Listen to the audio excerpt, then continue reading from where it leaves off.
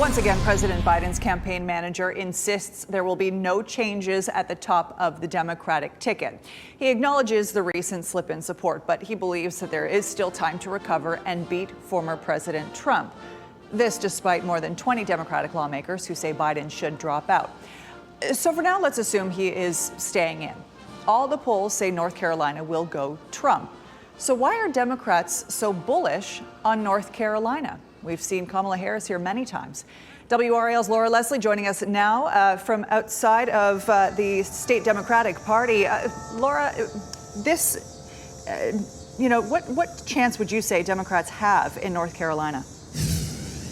Well, I think calling us a swing state is not quite accurate, especially at the presidential level. North Carolina has only voted for a Democratic presidential candidate twice in the past 50 years, and our recent polls are holding pretty much consistently with Republicans in a slight lead.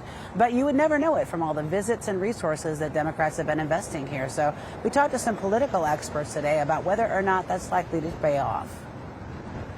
North Carolina hasn't voted for a Democrat for president since 2008. Even then, President Barack Obama only won by half a percentage point. But Catawba College political scientist Michael Bitzer says this year looks a lot like 2008 in terms of the number of field offices Democrats have opened and the money the party has spent here, significantly more than in the recent past. They are certainly showing the cues that they are making the investment. The vice president has been here numerous times. The president came after the debate performance. So North Carolina is on the radar. Democrats like to point out that Biden came closer to beating Trump here than in any of the other states Biden lost.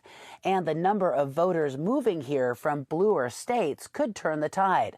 But Meredith poll director David McLennan says so far this year, Republicans still have the upper hand. At least the recent polls have indicated, we're not really within the margin of error right now. McLennan says the race could still become very close by November, but the turmoil at the top of the Democratic ticket could make that less likely, especially if big donors start zipping up their wallets and walking away. Personal appearances are important, and having Harris here yesterday and, the whole team here the last several months is important, but they also need money to keep the field offices open, to do the advertising they want to do. And so it's not cheap to keep North Carolina in play. In the meantime, state Republican Party spokesman Matt Mercer says Republicans are confident that Trump will win in North Carolina for a third time this November. North Carolinians are acutely aware of how disastrous the Biden administration has been, and I think that's why certainly we're not taking anything for granted, but we feel very confident in what President Trump's agenda can do for the next 4 years. Laura Leslie, WRAL News, live in Raleigh.